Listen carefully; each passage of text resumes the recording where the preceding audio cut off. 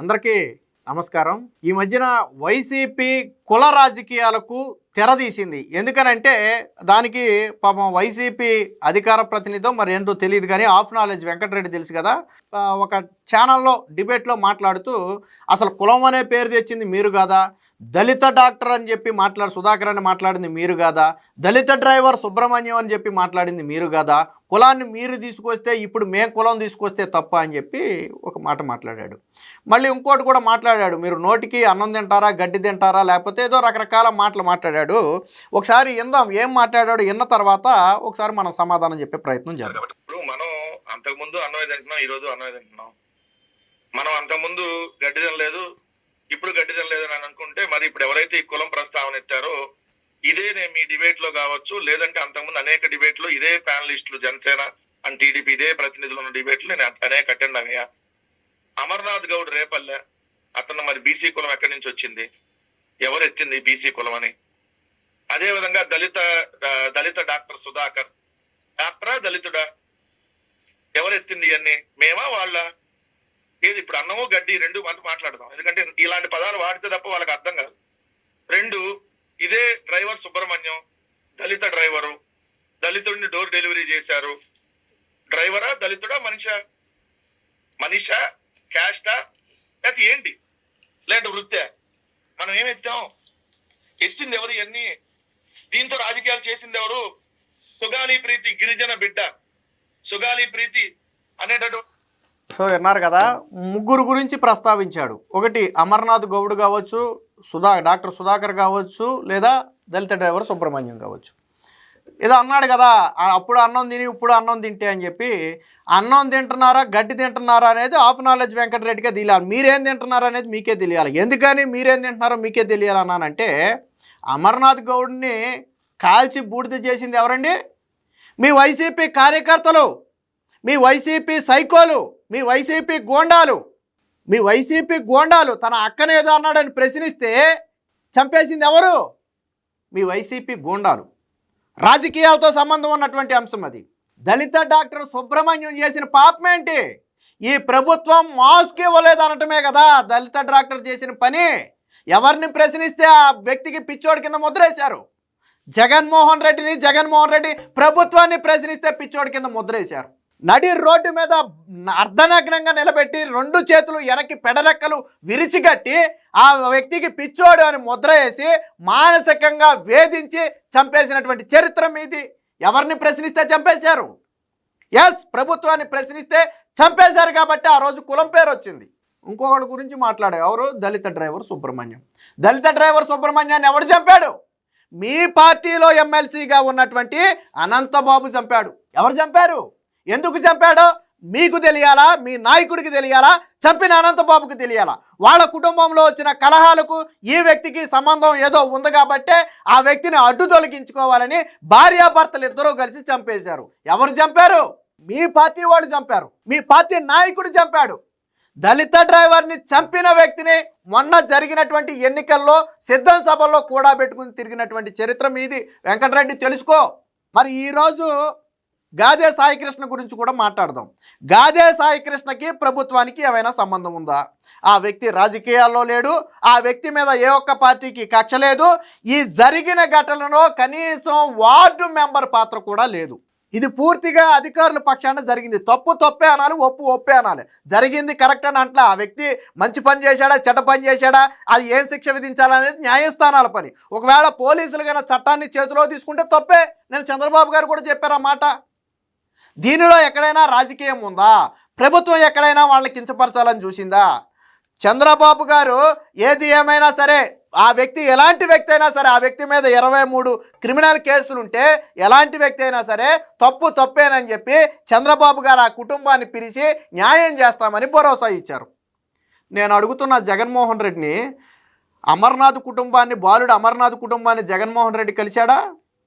Doctor Sudhakar కుటుంబాన్ని జగన్మోహన్ రెడ్డి కలిశాడా? దళిత driver Subrahmanyam కుటుంబాన్ని జగన్మోహన్ రెడ్డి కలిశాడా? ఎందుకు కలవలేదు? ఈరోజు చంద్రబాబు గారు కలిశారు. ప్రభుత్వం తప్పు లేదు, ఇందులో రాజకీయ నాయకుల ప్రమేయం లేదు. పోలీస్ శాఖ నుంచి జరిగినటువంటి ఒక తప్పిదం ఇది. ఏం జరిగిందనే తర్వాత విచారణలో తేలద్ది. కానీ ఎవరైతే ఈరోజు ఆ పోలీస్ అధికారి ఉన్నాడో ఆ పోలీస్ అధికారి మీద హత్య కేసు నమోదు చేశారు, మర్డర్ కేసు పెట్టారు ఈరోజు ఆ పోలీస్ అధికారి మీద.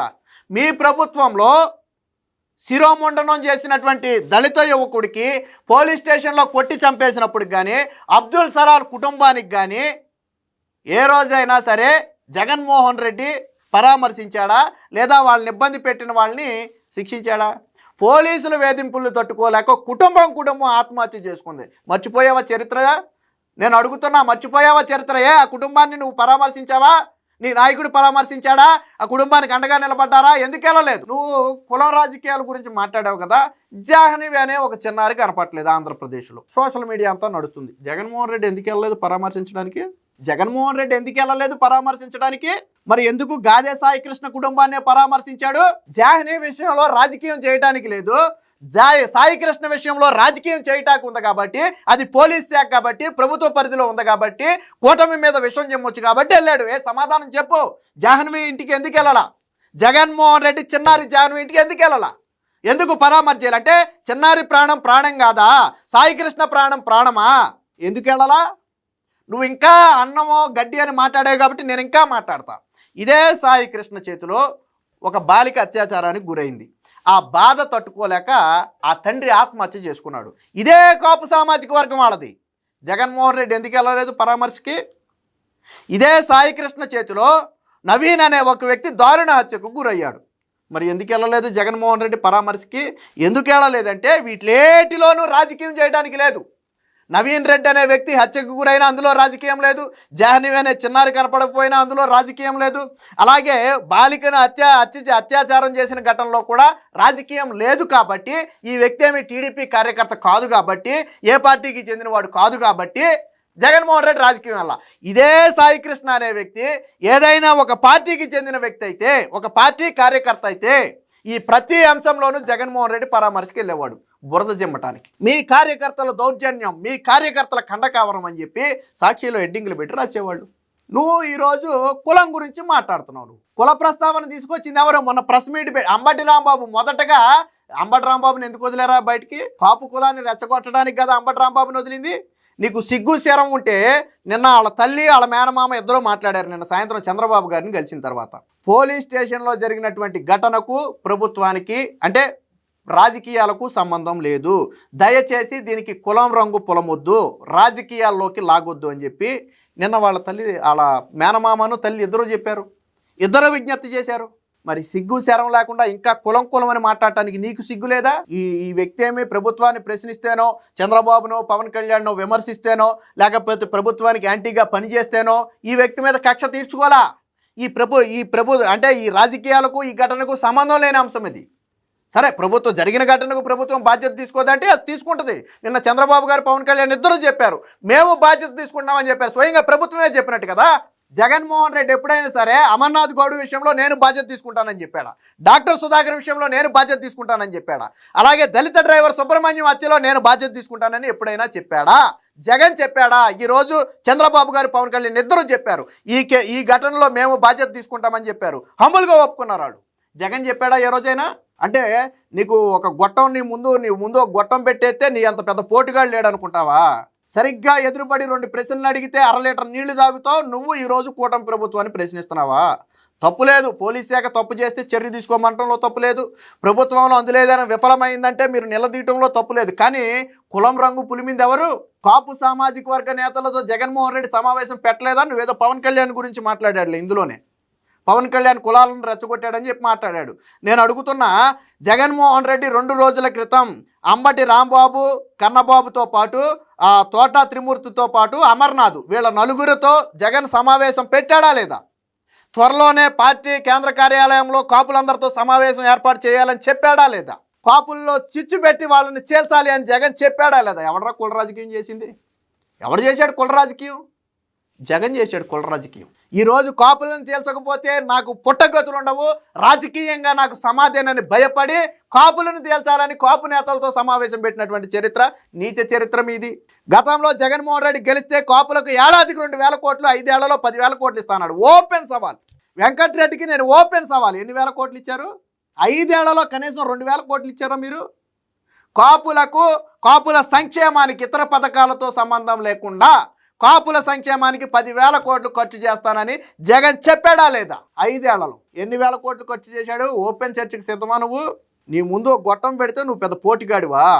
నువ్వు అన్నం ఒక గడ్డి గురించి మాట్లాడతావా?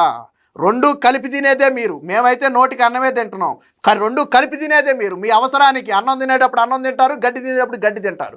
మీకు అవసరమైతే అందితే జుట్టు, అందకపోతే కాళ్ళు. అది మీ చరిత్ర. జాహ్నవి విషయంలో లేని శ్రద్ధ జగన్మోహన్ రెడ్డికి, ఒక చిన్నారి విషయంలో లేని శ్రద్ధ ఎందుకు సాయి కృష్ణ విషయంలో వచ్చింది? ఎందుకు వచ్చింది నేను అడుగుతున్నా, చెప్పు. 2 ఘటనలు ఒకేసారి జరిగినాయి కదా. కుల రాజకీయాలు చేసేది మీరా? లేకపోతే మిమ్మల్ని ప్రశ్నించిన వాడిని చంపేయటమును ప్రభుత్వానికి రాజకీయాలకు సంబంధం లేనటువంటి అంశం రెండు ఒకదానికే ముడిపెట్టి మాట్లాడతావా? బోడిగుండికి ముడేస్తావా నువ్వు చెప్పిన ప్రతి ఘటనలో మీ పాత్ర ఉంది. అయితే మీ ప్రభుత్వాన్ని ప్రశ్నించారు, లేకపోతే మీ నాయకుల్ని ప్రశ్నించారు, కాబట్టే వాళ్ళని అడ్డు తొలగించారు, కాబట్టే ప్రశ్నించారు గట్టిగా కులం పేరుతో. ఆ రోజు ఎవరు రియాక్ట్ అయ్యారు? బీసీలు అందరూ ఒక ఏకతాటి మీదకి వచ్చారు. అమర్నాథ్ గౌడ్ విషయంలో ఏ సంఘాలు రోడ్డు మీదకి వచ్చాయి? బీసీ సంఘాలు రోడ్డు మీదకి వచ్చాయి. అలాగే దళిత డ్రైవరు సుబ్రహ్మణ్యం హత్య కేసులో ఏ సంఘాలు బయటకు వచ్చాయి? దళిత సంఘాలు బయటకు వచ్చాయి. సుధాకర్ విషయంలో ఎవరు బయటకు వచ్చారు? దళిత సంఘాలు బయటకు వచ్చాయి. కేంద్ర మానవ హక్కుల కమిషన్ కూడా సుధాకర్ విషయంలో స్పందించి ఈ ప్రభుత్వ తీరు సరిగా లేదని ఎండగట్టింది. చరిత్ర మర్చిపోయావా? మరి ఈరోజు కాపు సంఘాలు రాలేదే? చంద్రబాబుని డిమాండ్ చేయలేదే? ఆ రోజు జగన్మోహన్ రెడ్డిని డిమాండ్ చేశారు వీళ్ళంతా. ఎందుకంటే ఇది ఖచ్చితంగా రాజకీయ హత్యలతో సమానమై రాజకీయంగా ముడిపడి ఉన్నటువంటి అంశాలు అవన్నీ కూడా. ఈరోజు ఎవరు కూడా వచ్చి చంద్రబాబు నాయుడు క్షమాపణ చెప్పాలనలేదే. స్వయంగా వాళ్ళ తల్లే చంద్రబాబు గారిని మేము కలిసాం, మాకు ఒక నమ్మకం కలిగింది, నాకు న్యాయం జరుగుద్దనే భరోసా ఆయన ఇచ్చారు, మాకు ఇంతకంటే అవసరం లేదు. 2 రోజులు పడినటువంటి మనోవేదన మొత్తం కూడా చంద్రబాబు గారితో చెప్పుకున్నాము. ఆయన కలిసి మాట్లాడిన తర్వాత మాకు గుండెల్లో భారం దిగిందని చెప్పి స్వయంగా వాళ్ళ తల్లి చెప్పింది. సిగ్గు శరం ఉండాలా మీకు? సిగ్గు ఉండాలా మీకు? నువ్వు ఈరోజు కులాల గురించి మాట్లాడతావు నువ్వు. కాబట్టి ఇక నుంచి వెంకటరెడ్డికి చెప్పేది ఏంటంటే, ఇక నుంచి అయినా సరే నోరు అదుపులో పెట్టుకుని మాట్లాడితే మంచిది.